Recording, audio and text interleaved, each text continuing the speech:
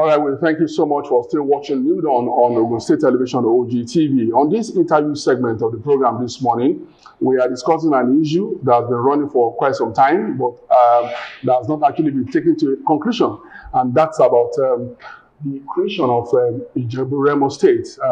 Advocacy has been on this issue, and we have two guests in the studio this morning to look at this issue. My name is Biodun Alabi. I have in the studio with me this morning members of Independent Movement Forum for creation of Ijebu-Remo State. On my right, immediate right, is Akogun Kola Onodipe, former commissioner in Ogun State, who is convener and coordinator of this advocacy of this forum. Akogun, good morning. Good morning. Good to see you. Thank you so much for joining us. We also have joining Akogun this morning, Honorable Wale Adedayo is a co-convener of this initiative. Good morning. Good morning. Good morning. Good to see you. Okay, let's quickly start with Akogun Onodipe. Why Ijebu-Remo State? You can say why as Ijebu province. Okay. Why have you not been exactly. standing alone as a state? The agitation has been long for years, and you should know, since the creation of establishment of 23 provinces in Nigeria by the British colonialists, and it happens that the Ijebu province is the only one that is yet to stand as a lone state. Okay. And therefore, we believe that this is a very high qualifying factor for us at this time. If there is going to be any 37th state creation in Nigeria, it has to be the Ijebu province that will turn to the new state. And that's the whole essence why we have renewed the advocacy. And we believe that with the kind of ruling plan that we put to place, we believe that on or before May 2031, we have resolved that we must get the new state of Ijebu province. What's the strength of this advocacy, briefly, because we have the promotional piece we're going to play on this program. And we're talking about the strength of the advocacy. You need to talk about the strength about the state itself. If you look at the pre-colonial Nigeria, especially in what we call Western Nigeria, what we call Southwest today, to me, the Ijebus were number one. There's nobody that will do anything of importance in the old or your whatever, that they will not know one thing or the other from the Ijebus, because the Ijebus would not allow anybody to trade with the Europeans. We were the ones that were directly in charge of trade. So if you look at that period, the most prosperous part of Yoruba land was actually the Ijebu area. And you can still see that today, because in most parts of Ijebu, you see houses that are hundreds of years old. Not too many modern, of course there are modern houses there, but you see traces of the old times, pre-colonial times, which you cannot find in many other Yoruba towns. Because many other Yoruba towns are settlements. That is not where they were originally. We are about the only people who still remain where we were since we got to where we were. And the economy was so fantastic. If you are talking about coastal trade, we were there. If you are talking about minerals and resources and so on, we were there. This is a state that can self-sustain itself, with or without federal allocation. I have no doubt about that. Because we are a people who have always sustained themselves over the years, over the centuries. Not just today. Okay, we'll come back to talk more about that. But there's a promotional piece on this initiative, and it sets it up. You know, by the time you watch it, it's for like 17, 18 minutes. When we come back, we'll talk more on this advocacy. So stay with us. Let's watch this promotional piece. The oldest new state creation agitators in Nigeria since 1960 are here again. This time for real and victory.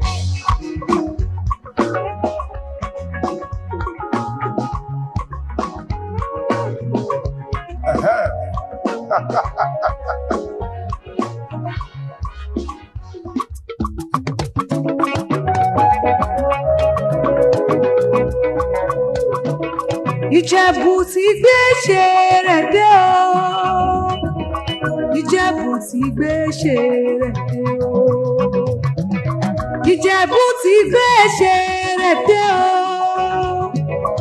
Ìjẹ̀bú ti gbé jèrè o. Ó ṣeun ná náírà ló ná dọ́là o. Ó ṣeun ná náírà ló ná euro o. Ìjẹ̀bú ti gbé ṣe, Ìjẹ̀bú ti gbé ṣe rẹ̀ dé o. Ìjẹ̀bú ti gbé ṣe rẹ̀ dé o. Ìjẹ̀bú ọmọ alárẹ̀ o. Ẹ̀wẹ̀ sọ. Ìjẹ̀bú ọmọ alárẹ̀ o. Ìjẹ̀bú ọmọ alárẹ̀. Ìjẹ̀bú ọmọ alárẹ̀ o. Ìjẹ̀bú ọmọ alárẹ̀ o. Ó ṣeun ná náírà ló ná dọ́là o. Ó ṣeun ná náírà ló ná euro o. Ìjẹ̀bú ọmọ alárẹ̀. Ìjẹ̀bú ọmọ alárẹ̀ o.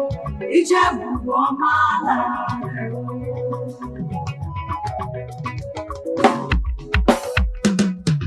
Àwa ni àwọn ọmọ Rẹ́mọ. Adé bí Adédé. Adépọ́lọ́pọ̀ má lè kókó. Adépọ́lọ́nà bá òkè òkun ló yẹ wá. Òkè òkun ló yẹ wá. Ibi ire ẹ máa jó owó rà ó. Àwọn ọmọ ìlú Rẹ́mọ. Ibi ire ẹ máa jó owó rà ó. Àwọn ọmọ ìlú Rẹ́mọ. Wọ́n bí wá nílùú Rẹ́mọ. Wọ́n bí wá nílùú Rẹ́mọ. À ń fọwọ́ lọ gbà. Àwọn ọmọ ìlú Rẹ́mọ. Wọ́n bí wá nílùú Rẹ́mọ. Wọ́n bí wá nílùú Rẹ́mọ. À ń fọwọ́ lọ gbà. Àwọn ọmọ ìlú Rẹ́mọ. Ọjà ń kalẹ̀ ọ́, tàwọn tọ́lú dẹ̀. Ọjà ń kalẹ̀ abiyamọ, máa fún gbọ́mọ pọ̀ kólóńgbò. Ọjà ń kalẹ̀ ọ́, ọjà ń kalẹ̀ tàwọn tọ́lú dẹ̀. Ọjà ń kalẹ̀ abiyamọ, máa fún gbọ́mọ pọ̀ kólóńgbò. Láwùn ẹrẹ̀bẹ̀, ẹrẹ̀bẹ̀ láwùn. Láwùn ẹrẹ̀bẹ̀, ẹrẹ̀bẹ̀ láwùn. Owó ilé là ń lò, a ò ní yáwó fi ṣe o. Láwùn ẹrẹ̀bẹ̀, ẹrẹ̀bẹ̀ láwùn. Owó ilé là ń lò, a ò ní yáwó fi ṣe o. Láwùn ẹrẹ̀bẹ̀, ẹrẹ̀bẹ̀ láwùn. Ó ní ayé ilé. Láwùn ẹrẹ̀bẹ̀, ẹrẹ̀bẹ̀ láwùn. Láwùn ẹrẹ̀bẹ̀, ẹrẹ̀bẹ̀ láwùn. Owó ilé là ń lò, a ò ní yáwó fi ṣe o. Máa bá Jẹ̀bú relé ọmọ alárẹ̀ o. Máa bá Jẹ̀bú relé ọmọ alárẹ̀ o. Ẹ̀wẹ̀ sọ. Máa bá Jẹ̀bú relé ọmọ alárẹ̀ o. Máa bá Jẹ̀bú relé ọmọ alárẹ̀ o. Ìjẹ̀bú ọmọ èrè ni wà. Tó bá wù Jẹ̀bú àwọn ẹni ẹ̀ ní wíníwíní. Tó bá wù Jẹ̀bú àwọn ẹni ẹ̀ ní wíníwíní. Bó bá wù Jẹ̀bú àfẹ́ni ẹ̀ tó kù ṣọdún alágẹmọ. Èmi ò rẹ́ni mẹ́gún wọn gbó bàrá yín rí. Ìran bàbá yín ní mẹ́gún wọn gbó Rẹ́mọ. Àfíjú Ìjẹ̀bú tí fọ́kọ rẹ̀ jápẹ̀nà. Ọmọ aládìyẹ ògògò mọ̀gà. Adìyẹ bà lókùn, ara ò rọkùn, ara ò radìyẹ. Ọmọ Mósè ní ọ̀yọ̀yọ̀ yọ̀ o. Ọ̀yọ̀yọ̀ má yọ̀ mọ́, ohun tó ṣe ni ò ní lè pa ni. Ìjẹ̀bú lọmọ adúrúnmádé, adúrúnmọ́sù fẹ́díyẹ́gẹ́. Ọmọ dúdú ilé kò mọ bẹ́ẹ̀ sè, pupa tó mọ bẹ́ẹ̀ sè kò sí nílé. Ọmọ onígbó máwọ̀, àjèjì tó bá wọ́gbọ́ ọ̀rọ̀ yóò dẹbọra nílé bàbá tó bí yín lọ́mọ. Ìran Ìjẹ̀bú ló náwó dọ́là kóyìnbó tó dé. Òyìnbó dé tán, owó dọ́là náà ń pọ̀ sí. Láṣẹ ní kékeré Ìjẹ̀bú owó, àgbà Ìjẹ̀bú owó. Ṣé bí Ìjẹ̀bú owó ni bẹ́ẹ̀ náà? Lẹ́ẹ̀lókè o, àwọn ààrẹ lókè. Lẹ́ẹ̀lókè o, àwọn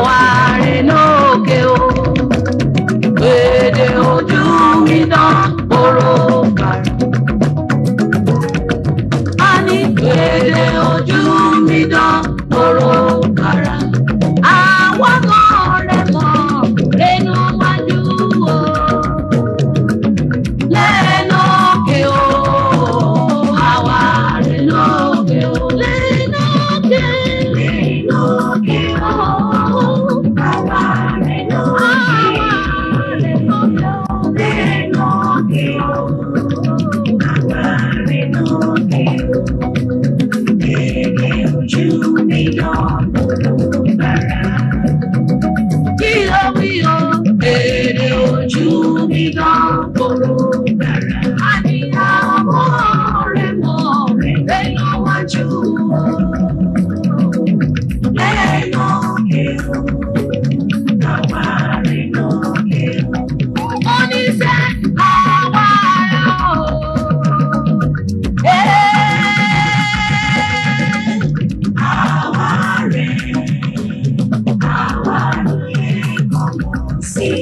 Kore mase kuwawa, bebe yo, kawa masi kuwa, amora gojule.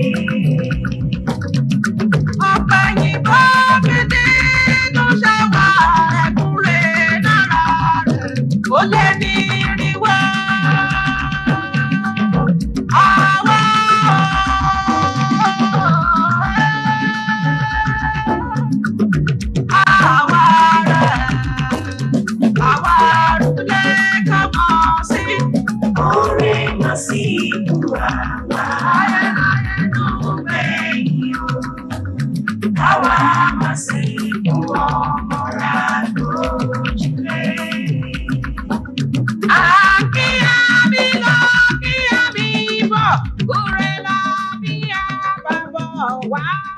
Ọmọ dúdú ilé kò mọ bẹ́ẹ̀ sè, pupa tó mọ bẹ́ẹ̀ sè kò sí nílé.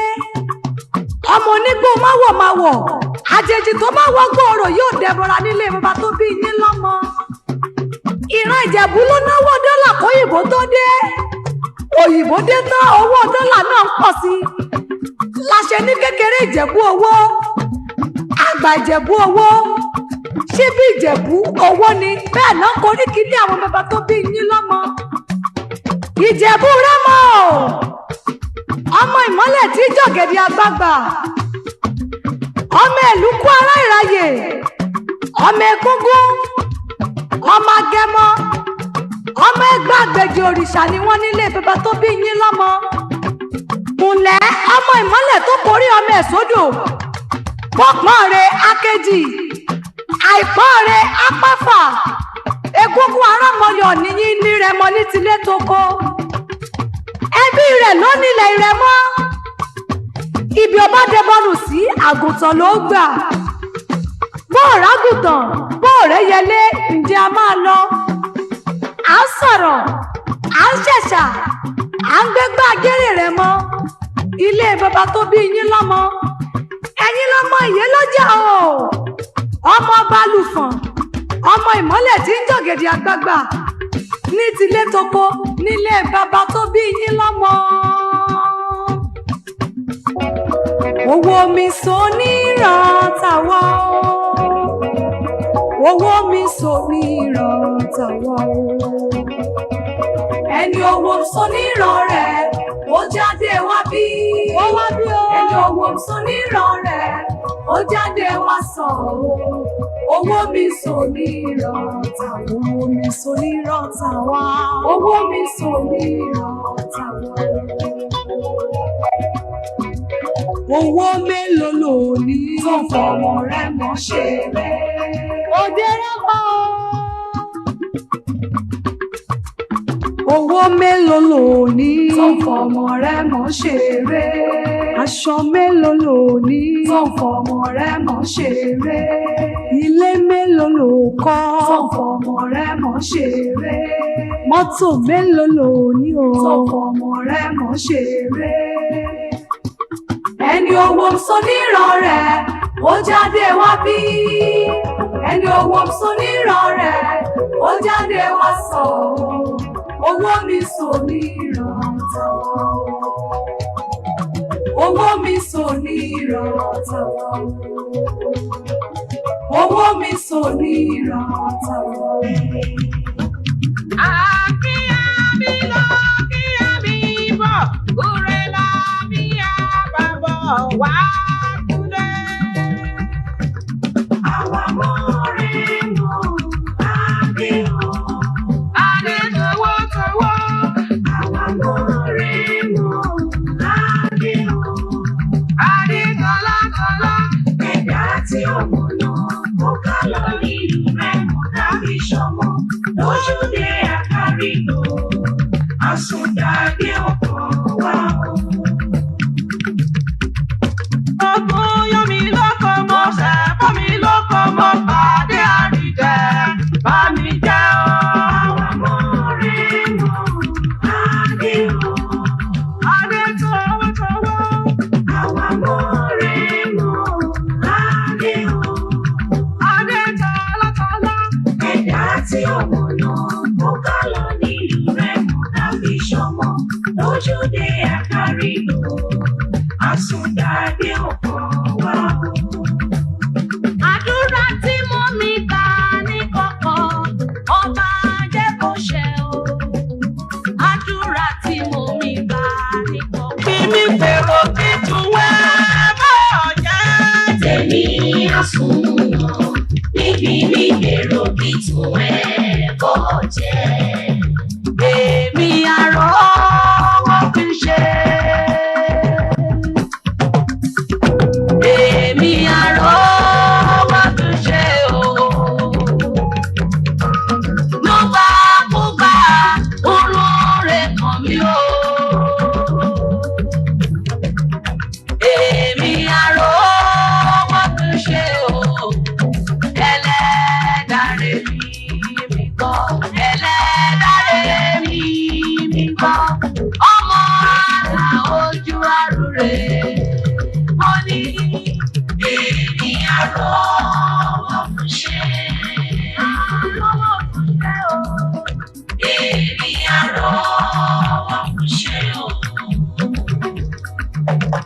Nígbàkúgbà olóore kàn mí o. Àrọ́ wọ́n fi ṣe o. Èmi àrọ́ wọ́n fi ṣe o. Ẹlẹ́dàrè mi kọ́. Lẹ́sí ìpàkọ́ máa ṣe o. Àṣẹ. Lẹ́sí ìpàkọ́ máa ṣe o. Àṣẹ. Ọdẹ roko ọdẹ pẹran. Àṣẹ. Ẹran kí lọdẹ pa. Àṣẹ. Ọdẹ pẹran òkété. Àṣẹ. Ìlú àríwá kété. Àṣẹ. Àrùn àríwá kété. Àṣẹ. Lẹ́sí ìpàkọ́ máa ṣe o. Àṣẹ. Lẹ́sí ìpàkọ́ máa ṣe o. Àṣẹ. Ọdẹ roko ọdẹ pẹran. Àṣẹ. Ẹran kí lọdẹ pa. Àṣẹ. Ọdẹ pẹran ọba pa. Àṣẹ. Owó àwa mi wálé. Àṣẹ. Ìwé àwa mi wálé. Àṣẹ. Ayọ̀ àwa mi wálé. Àṣẹ. Lẹ́sí ìpàkọ́ máa ṣe o. Àṣẹ. Lẹ́sí ìpàkọ́ máa ṣe o. Àṣẹ. Ibi ire ẹ máa jókòó wá o. Àwọn ọmọ ìlú rẹ̀ mọ̀. Ibi ire ẹ máa jókòó wá o. Àwọn ọmọ ìlú rẹ̀ mọ̀. Wọ́n bí wá nílùú rẹ̀ mọ̀. Wọ́n bí wá nílùú rẹ̀ mọ̀. À ń fọwọ́ lọ gbà. Àwọn ọmọ ìlú rẹ̀ mọ̀. Wọ́n bí wá nílùú rẹ̀ mọ̀. Wọ́n bí wá nílùú rẹ̀ mọ̀. À ń fọwọ́ lọ gbà. Ìjẹ̀bú ti gbé ṣeré dé o. Ìjẹ̀bú ti gbé ṣeré dé o. Ìjẹ̀bú ti gbé ṣeré dé o. Ìjẹ̀bú ti gbé ṣeré dé o. Ó ṣeun ná náírà ló ná dọ́là o. Ó ṣeun ná náírà ló ná euro o. Ìjẹ̀bú ti gbé ṣe. Ìjẹ̀bú ti gbé ṣeré dé o. Ìjẹ̀bú ti gbé ṣeré dé o. Ìjẹ̀bú ọmọ àlàrẹ o. Ẹ̀wẹ̀ sọ. Ìjẹ̀bú ọmọ àlàrẹ o. Ìjẹ̀bú ọmọ àlàrẹ. Ìjẹ̀bú ọmọ àlàrẹ o.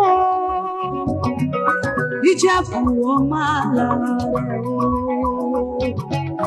Ó ṣeun ná náírà ló ná dọ́là o. Ó ṣeun ná náírà ló ná euro o. Ìjẹ̀bú ọmọ àlàrẹ. Ìjẹ̀bú ọmọ àlàrẹ o. Ìjẹ̀bú ọmọ àlàrẹ o.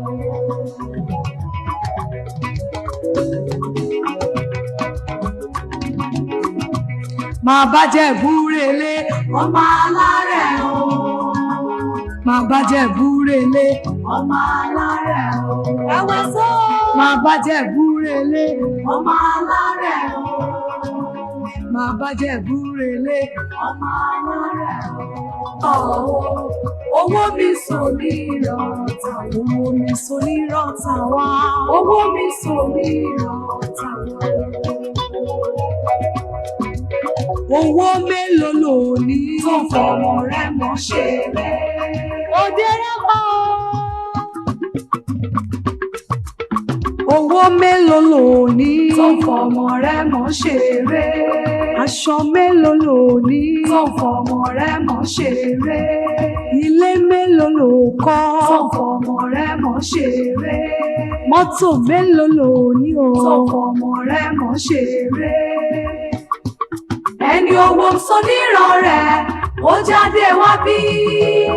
Ẹni owó sọ níran rẹ̀ ó jáde wá sọ. Owó mi sọ níran tán. Owó mi sọ níran tán.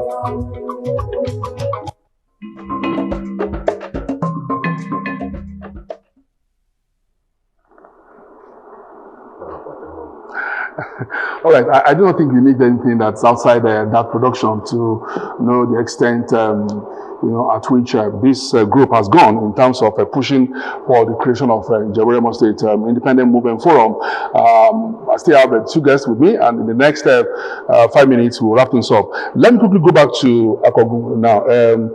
Our local, I saw it. Is that a catchword? Yes. And this captures the whole essence of the struggle since 1923. Our forefathers, they have already transformed all of this, and we have all gotten all the facts, and for the first time, we are coming together as one. All the indices that will not allow the thing to happen in past years has been laid to rest. What are the practical steps that you have to take after this? No, what we want to do now is to concentrate on Section 8 of the Constitution. And Section 8 gives us the next step to go for referendum. Once our National Assembly members, we have the senators and the House of Reps, once they come together in the next 2 days or 3 days or next week, perhaps next week, they will be able to come together and move forward on Section 8. And Section 8 will lead us to referendum. Once we are able to close on the referendum, that referendum will now happen in the general election. That's why we believe that our qualifying factor for this, our interest now, is going to be on the ballot. Because everybody that is interested to ensure that this project gets approved have already endorsed so. And we need everybody together to move it forward. So we are going to activate Section 8, and then so that at least we get to referendum stage. Once that is done, then we are now left with Section 9. Okay, let me quickly, as a journalist too, some people have always argued that in the last 3 decades, new states have created in Nigeria, and they've not been viable. What about the viability of the Ijebu-Remo State? Quickly. One or two things. As a journalist, then as a man of God, because I'm a man of God. Earlier when I spoke, I was talking about the viability of the Ijebu State. More than any other state in Nigeria, even more than Lagos State, Ijebu State will be more viable. Because we were the first to start trading with the Europeans. Because if you look at what should normally be the territory of Ijebu State, it extends up to Lekki and Aja. I mean, it's Ijebu land. The indigenous people there are Ijebu. And all those places are Awujanle's territory. We were the first to start trading with the Europeans. Whatever the Europeans were doing, we were doing the same thing. Is this dream in the hearts of every Ijebu? By the grace of God. By the grace of God. 70% of everybody are signed on to. See, let me tell you something. I think I understand.